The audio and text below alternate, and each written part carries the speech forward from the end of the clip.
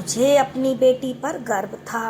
मेरी बेटी का नाम माला था। मेरी बेटी मेरे घर की खुशी थी, लक्ष्मी थी, बहुत ज़्यादा ही खूबसूरत थी। जब उसने कहा कि वह डॉक्टर बनना चाहती है तो मैंने उसे नहीं रोका। मैं उसे क्यों रोकती, मैं भी चाहती थी कि वह डॉक्टर बने, लेकिन हम लोग गरीब थे। फिर भी बड़ी मेहनत करके उसे हमने डॉक्टर बनाया था। अभी उसके हाउस जॉब के दिन थे, यानी कि इसके बाद वह पूरी तरह डॉक्टर बन चुकी थी और अपना अलग क्लिनिक भी बना सकती थी। लेकिन अभी वह नए डॉक्टरों की सूची में थी, इसीलिए नए डॉक्टरों को ज़्यादा मेहनत का काम दिया जाता है, जैसे कि नाइट ड्यूटी वगैरह। सब जानते हैं कि रात को जागना बड़ा मुश्किल का काम है। जब उसने मुझे बताया कि उसकी नाइट ड्यूटी रहेगी तो मैं बड़ी परेशान हुई। मैंने कहा कि जब तक तुम घर नहीं आओगी बेटा, तब तक मैं परेशान रहूंगी। वह मेरी इकलौती बेटी थी, मेरे दो बेटे भी थे, लेकिन जो प्यार मुझे बेटी से था वह बेटों से नहीं था। उसके पापा भी उसे बहुत प्यार करते थे। घर में उसकी बुआ रहती थी, वह भी उससे बहुत प्यार करती थी। उसने कहा कि माँ, मैं ड्यूटी नहीं बदलवा सकती, ऊपर से ऑर्डर आया है, आप माँ परेशान मत होना। अस्पताल में मैं अकेली थोड़ी रह होती हूँ, और भी लोग होते हैं। उसने बड़े प्यार से, बड़े तरीके से मुझे समझाया। मैंने कहा मसला क्या है, लेकिन वह बड़ी जिम्मेदार थी। डॉक्टर के पास कहाँ वक्त होता है कि वह एक गिलास पानी भी पी लें, और नाइट ड्यूटी का डॉक्टर वैसे भी बड़ा बिजी रहता है। लेकिन फिर भी वह रोज मुझे फ़ोन करती थी, पर आज उसका फ़ोन नहीं आया तो मैं बहुत परेशान हो गई। जब मैंने उसे फ़ोन किया तो बेल तो जा रही थी, लेकिन कोई फ़ोन नहीं उठा रहा था। मैं परेशान हो गई, मेरा दिल कांपने लगा कि ना जाने मेरी बेटी को क्या हो गया है। और फिर जिस हालत में मेरी बेटी को घर लाया गया वह मैं ही जानती हूँ, लेकिन इसके बाद उसका फ़ोन भी हमें नहीं दिया गया। और उसकी एक दोस्त थी जिसने हमें बताया कि माला की तरफ से मुझे एक वीडियो मिली है, और जब हमारे घर आई तो उसको उसके फ़ोन में एक वीडियो थी जो हमें मिल गई। जब उस वीडियो को चलाया तो मेरे पैरों नीचे ज़मीन खिसक गई थी, और पूरा देश मेरी बेटी के साथ खड़ा था। उस वीडियो के अंदर कुछ ऐसा था, एक दिन मेरी बेटी अस्पताल से वापस आई तो कहने लगी, माँ आप मुझे एक सवाल का जवाब तो दे कि अगर आपके सामने कुछ गलत हो रहा हो तो क्या उसे रोकना चाहिए। मैंने कहा हाँ बिल्कुल रोकना चाहिए, क्यों नहीं रोकना चाहिए।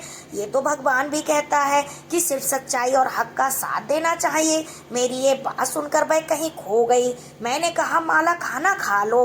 कहाँ खो गई है, देख आज तेरी पसंद का बेटा मैंने खाना बनाया है, दाल भात बनाया है। उसको ये खाना बहुत पसंद था और वह देखते ही खुश हो जाती थी, लेकिन आज कहीं खोई हुई थी। जब मैंने बार बार पूछा तो कहने लगी, माँ अगर कुछ ऐसा बुरा हो रहा हो जिसको रोकने की आपके अंदर ताकत भी ना हो तो फिर क्या करना चाहिए। मैंने कहा तो फिर भी लड़ना चाहिए बेटा, कोशिश करनी चाहिए। जब इंसान कोशिश करता है तो भगवान उसका साथ देता है। पर तू किस बारे में पूछ रही है और इतनी परेशान क्यों नजर आ रही है बेटा। कहने लगी, माँ कोई बात नहीं है, बस एक टेस्ट है, उसमें नंबर लगवाने की बात चल रही थी तो उसके बारे में कह रही थी। मुझे उसकी इस तरह की बात समझ नहीं आती थी, क्योंकि मैं ज़्यादा पढ़ी लिखी नहीं थी, और फिर वह तो डॉक्टर बन रही थी, बस मैं चुप करके सुन लेती थी। लेकिन जब भी मुझसे मेरी बेटी कोई बात पूछती तो मैं उसका जवाब अच्छी तरह से देती थी, तरीके से देने की कोशिश करती थी। मुझे मेरी बेटी से बड़ा प्रेम था, हम लोग बड़े गरीब थे, इसके उसके लिए मैंने अपना जेवर बचा कर रखा था और बड़ी मुश्किल से उसकी फीस भरी थी। मुझे उससे बहुत प्यार था। वह एक अच्छी बेटी और अच्छी इंसान थी। एक दिन वह बालकनी में खड़ी थी, जब अचानक से डर गई और भागती हुई नीचे आ रही थी कि मुझसे टकरा गई। मैंने कहा क्या हो गया बेटा, तू इतनी परेशान क्यों लग रही है, सब अच्छा तो है ना। उसने कहा एक लड़का खड़ा है इसमें, तो मैंने कहा इसमें परेशान होने की क्या बात है बेटा। तो उसने कहा माँ आप समझ नहीं पा रही हैं, वह रोज यहाँ पर आता है और हमारे घर की तरफ देखता है, जैसे ही मुझे देखता है दूर दूर से मुस्कुराता है, पता नहीं क्या सोचता है। मैंने कहा जब तक वह दूर खड़ा है वह कुछ भी कर सकता है, हम उसे रोक भी नहीं सकते। अगर वह तुम्हें कोई बात कहे तो तुम उसके मुंह तोड़ देना। उसने कहा ठीक है, और वह बालकनी में खड़ी थी। जब वह घर से निकली, क्योंकि आजकल उसकी नाइट ड्यूटी होती थी, इसलिए वह शाम को ही जाया करती थी। जब वह बाहर निकली तो आज उस लड़के ने उसका रास्ता रोक लिया, और दूर से ये सब मैं देख रही थी खड़े होकर। और पहले वह लड़का बोला, फिर माला ने कुछ कहा, और फिर माला ने उस लड़के के मुंह पर थप्पड़ मार दिया। वह फिर हाथ रखकर एक तरफ को चला गया, और माला अस्पताल के लिए रवाना हो गई। मैं पूरा दिन सोचती रही, ये लड़का कौन था, मेरी बेटी को उसने क्या कहा, आज उसने मुझे फ़ोन नहीं किया। वह रोज़ मुझे फ़ोन करती थी। जब शाम को वापस आई तो मैंने उससे पूछा, वह लड़का कौन था बेटा? उसने कहा, माँ वह बुरा लड़का नहीं था। तो मैंने पूछा, तो फिर तुमने तो उसे थप्पड़ क्यों मारा? माला ने कहा, जब मैंने थप्पड़ मारा तब मुझे बाद में पता लगा कि वह बुरा लड़का नहीं है। वह अस्पताल में किसी औरत के साथ आया था। तब से उसने मुझे देखा था कि उस लड़के ने कहा, आप मुझे बहुत अच्छे लगते हैं, वरना किसी और तरह से भी कह सकता था। लेकिन उस समय तो मुझे गुस्सा आ गया और मैंने उसके मुंह पर थप्पड़ मार दिया। लेकिन जब मैं जा रही थी तो उसने पीछे से ऐसी बात की कि मैं हैरान रह गई। मैंने पूछा, बेटा क्या बात कही? तो कहने लगी, उसने कहा था कि चाहे तुम मुझे रोज़ थप्पड़ मारो, मैं फिर भी रोज़ तुम्हें देखने के लिए यहाँ आऊँगा। जब तक मैं नहीं देखूंगा मेरा दिन नहीं गुजरता। ऐसी बात तो कोई वही कर सकता है ना माँ, जो सच्चा प्रेम करता हो। मैंने कहा, बेटा तुम अभी बहुत मासूम हो। जो मर्द होते हैं ना, इनको पता होता है कि औरतें किन बातों से खुश होती हैं। इनको बड़ी बड़ी बातें करनी आती हैं। अगर इतना ही दम है उसमें तो उसको कह देना कि मेरे घर रिश्ता भेज दे। उसने कहा, ठीक, ये बात तो बिल्कुल ठीक रहेगी। पर माला कहने लगी, ऐसे कैसे वह रिश्ता भेज दे? और अगर उसने रिश्ता भेज दिया तो क्या आप मान जाओगी? मैंने उसे समझाया कि हाँ मैं मानूंगी, लेकिन अगर वह इस काबिल हुआ तब हम तुझे डॉक्टर बना रहे हैं। तेरी शादी किसी आम आदमी से थोड़ी नहीं कर देंगे बेटा।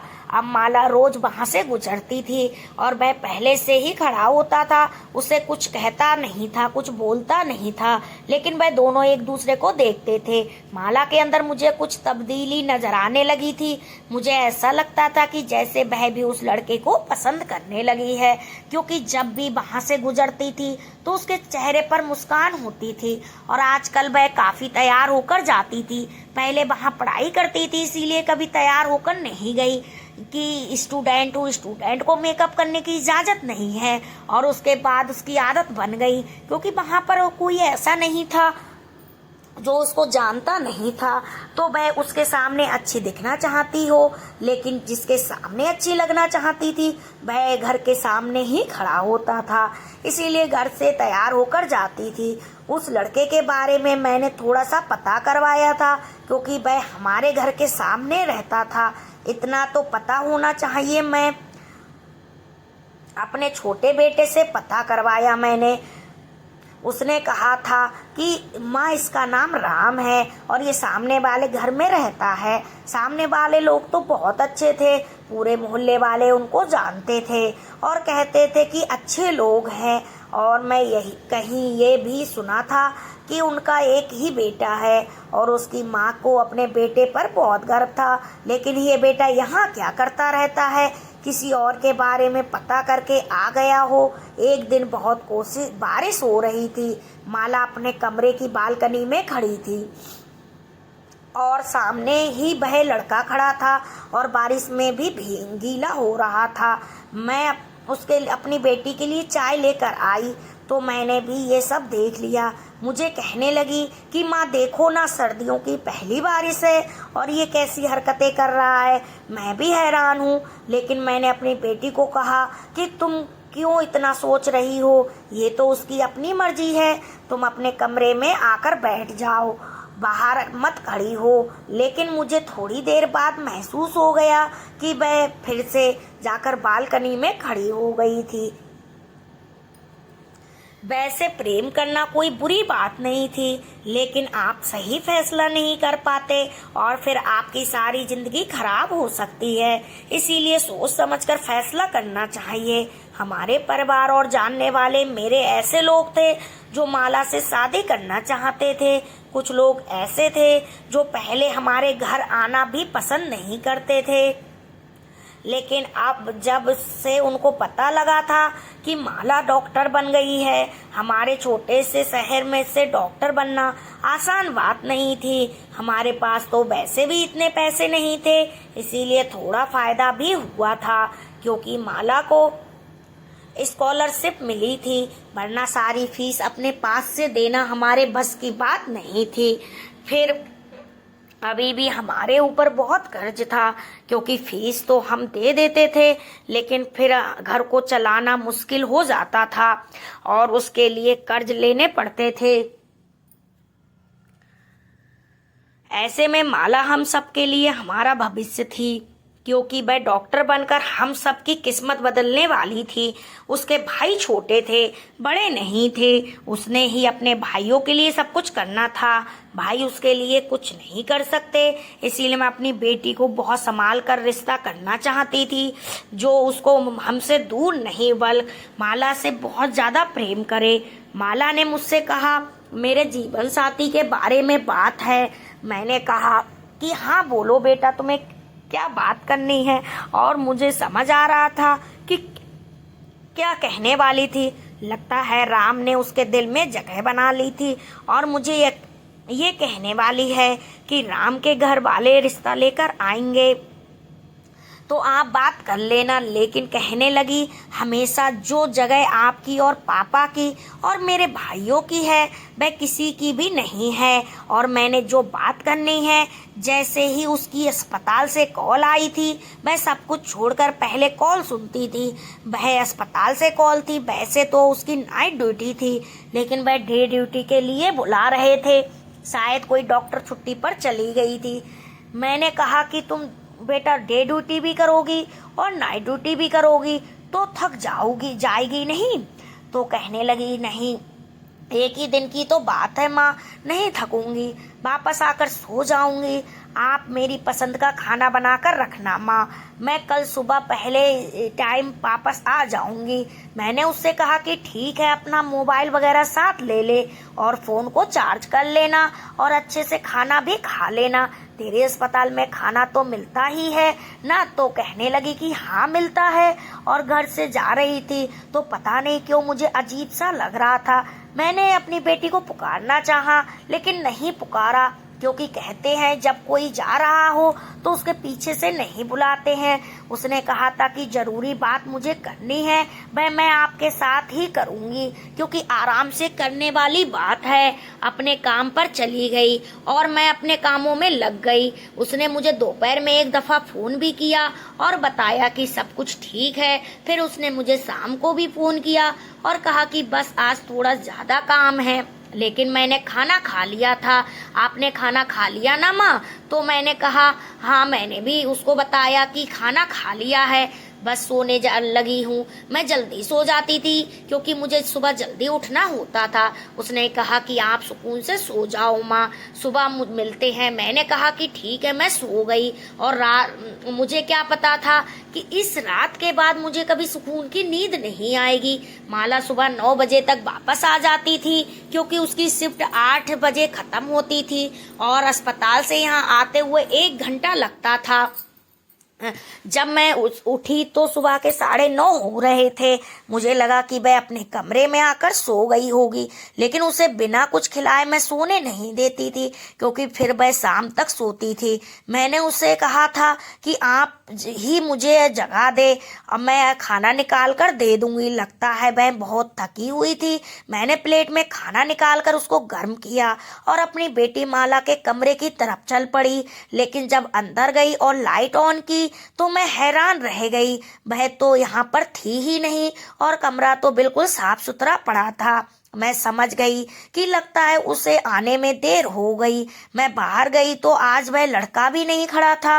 मैं हैरान हुई, क्या आज वह पीछे क्यों नहीं खड़ा है? इस समय खड़ा होता है क्योंकि उसको भी पता होता है कि माला इस समय आती है। माँ हूँ ना, माँ के दिमाग में तो ऐसी ही बातें आती हैं कि माला कहीं बीमार तो नहीं हो गई, कहीं उससे कुछ हो तो नहीं गया।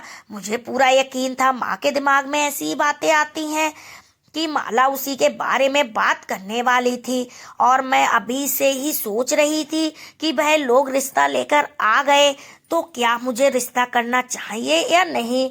2 घंटे इसी तरह गुजर गए, माला नहीं आई तो मैंने उसका नंबर मिलाया। घंटी जाने लगी और मैं इंतजार करने लगी कि कब फोन कनेक्ट हो और मैं उससे बात करूं, लेकिन वह फोन नहीं उठा रही थी। मुझे लगा शायद वह व्यस्त होगी। और मैं ये भी सोच रही थी कि अस्पताल में कितने डबल शिफ्ट करवाते हैं और जब शिफ्ट का समय खत्म हो जाता है तब भी उसे वापस नहीं आने देते।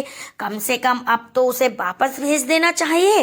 वह मुझे अस्पताल के बारे में बताती रहती थी कि यहाँ कुछ भी ठीक नहीं है, हर कोई अपना काम बेईमानी से करता है, कोई भी काम अच्छे तरीके से नहीं करता, चाहे वह सफाई वाला हो या कोई डॉक्टर। आज सबको अपने पैसे की पड़ी है और कोई ना कोई अपने काम में देर कर ही देता है।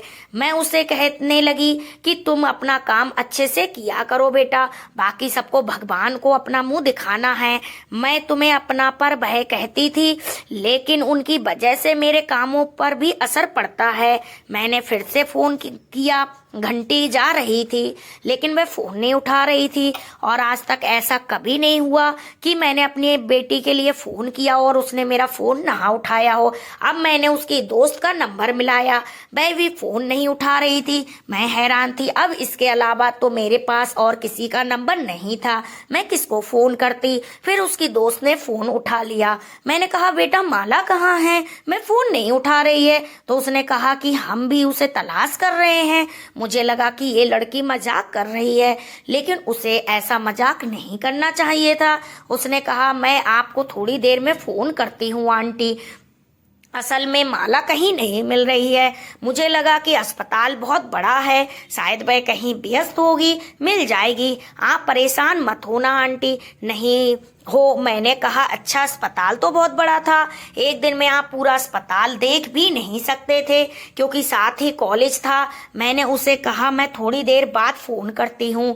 वह बोली ठीक है आंटी। मुझे उसकी आवाज में परेशानी महसूस हुई, पता नहीं बात क्या थी। मैंने थोड़ी देर के बाद फिर फोन किया, फिर कहा माला से बात करवा दो। तो उसने कहा आंटी बात ऐसी है कि वह मुझे अभी तक नहीं मिली है और अभी वह बात कह रही थी कि अचानक से उसके मुंह से चीख निकल गई है।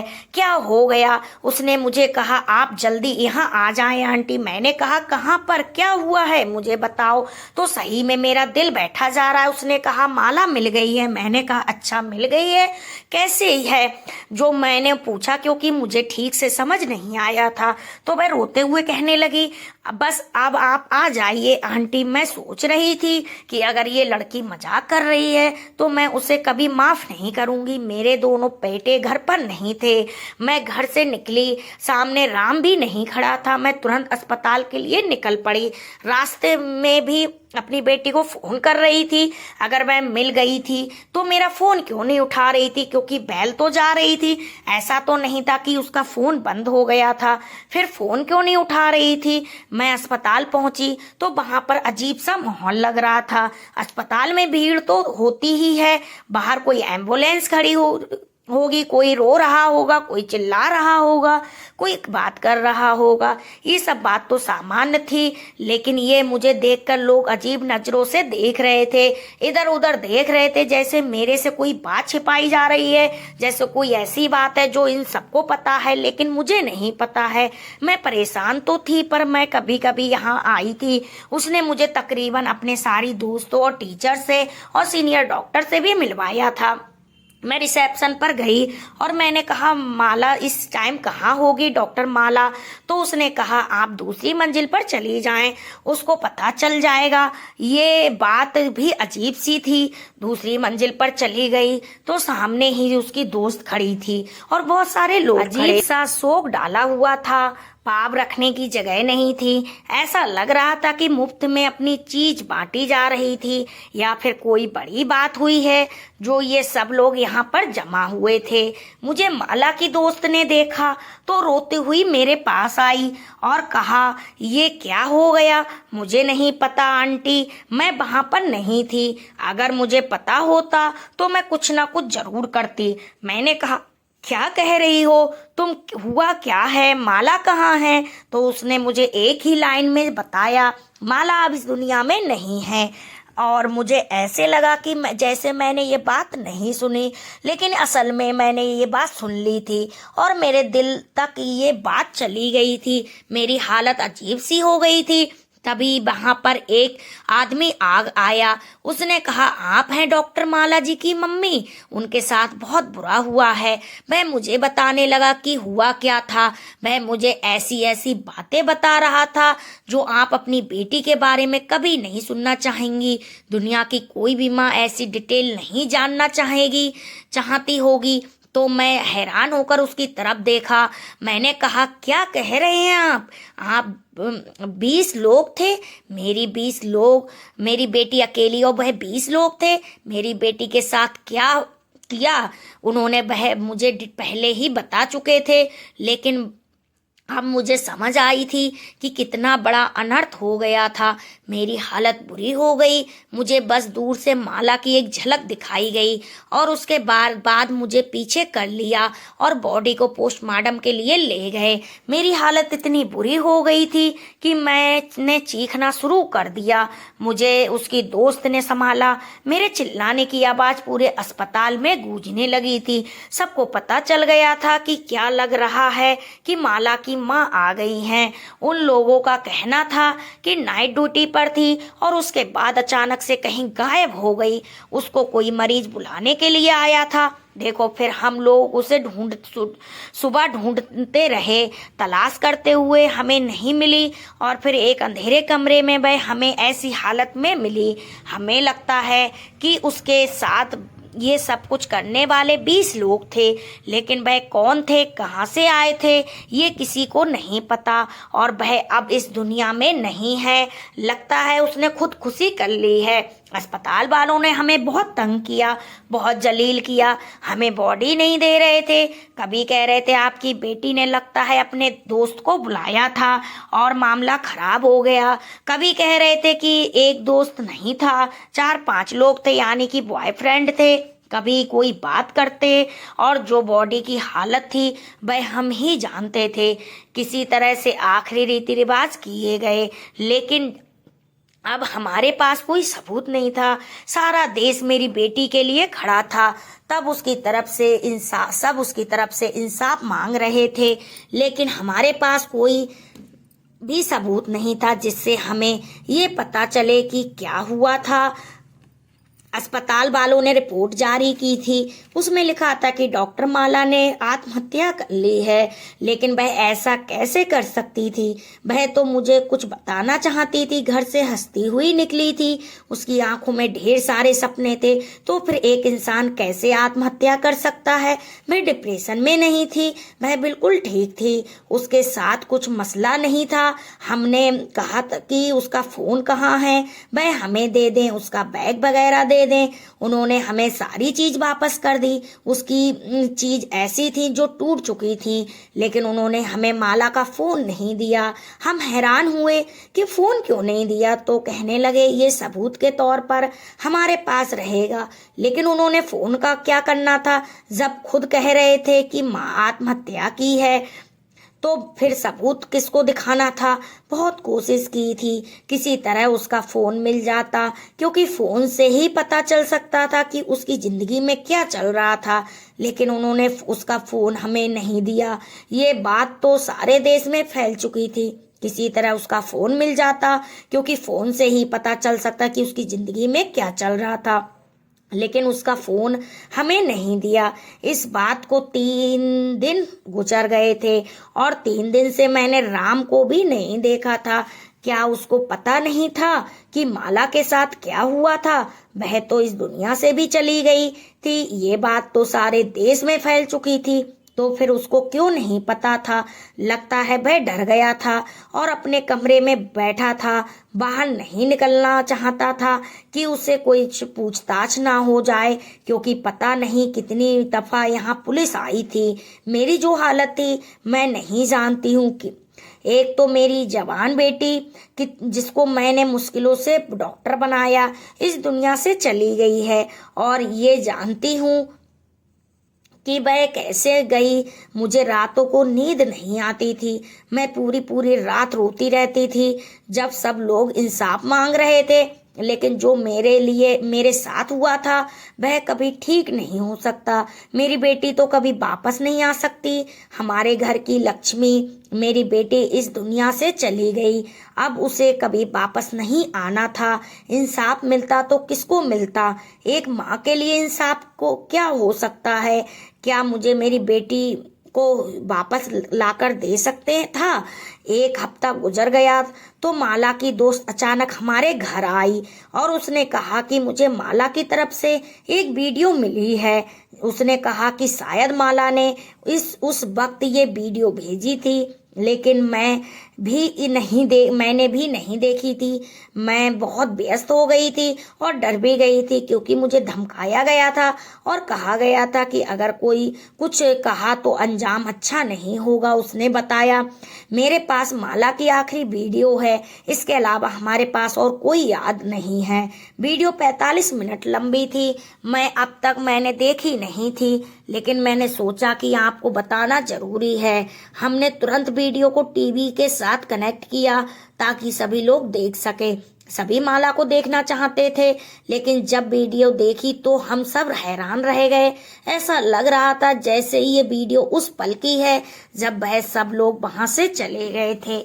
माला खाकर कह रही थी वह जिंदा थी और उसने ये वीडियो बनाकर अपने दोस्त को भेज दी थी। शायद उसने इसे अपने अकाउंट से डिलीट कर दिया था, इसीलिए उन लोगों ने अब तक हमसे नहीं पूछा कि क्या कोई आपके पास वीडियो मिली है या नहीं। उसकी हालत बहुत बुरी थी, उसके चेहरे से साफ झलक रहा था कि वह दर्द में थी। वह कह रही थी कि अस्पताल वाले बहुत बुरा कर रहे हैं, मुझे सब पता चल गया है, इसीलिए उन्होंने मेरे साथ ये सब किया ताकि मुझे चुप कराया जा सके। मरीजों के साथ अच्छा नहीं हो रहा है, बहुत से बुरे काम हो रहे हैं। अस्पताल में थोड़ी और जानकारी देने के बाद उसने कहा, माँ मुझे माफ कर देना और राम से भी कहना कि मुझे माफ कर दे। मैंने उससे शादी करने का वादा किया था और मैं तुमसे यही बात करने वाली थी, लेकिन अब मैं जिंदा नहीं बच सकूंगी,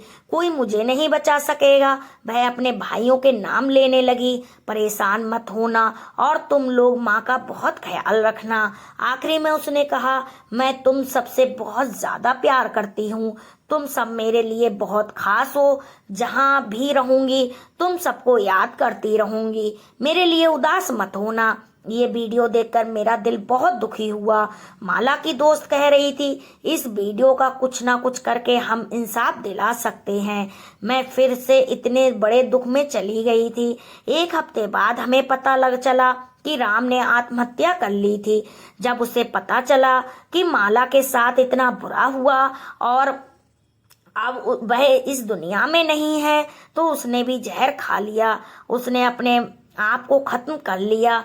ये खबर सुनकर हमें और भी ज्यादा बुरा लगा। राम अपने माता पिता का इकलौता बेटा था, इसका मतलब कि वह माला से बहुत प्यार करता था।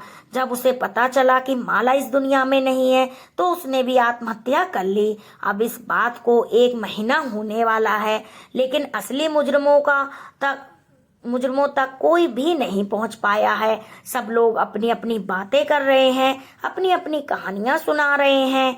मेरे पास बहुत से लोग आए हैं, मुझे तसल्ली दी है, कहा है कि सब ठीक हो जाएगा, लेकिन मुझे कुछ भी ठीक नहीं हो रहा है। आप लोग ही बताएं कि अब क्या करें। दिन पर दिन गुजरते जा रहा है और वह लोग जो सब इस सब के लिए जिम्मेदार हैं अभी तक पकड़े भी नहीं गए। आपको क्या लगता है कि माला को इंसाफ मिल जाएगा? दोस्तों, वीडियो कैसा लगा कमेंट करके जरूर बताएं। वीडियो को लाइक जरूर करें और चैनल को सब्सक्राइब करें। राधे राधे।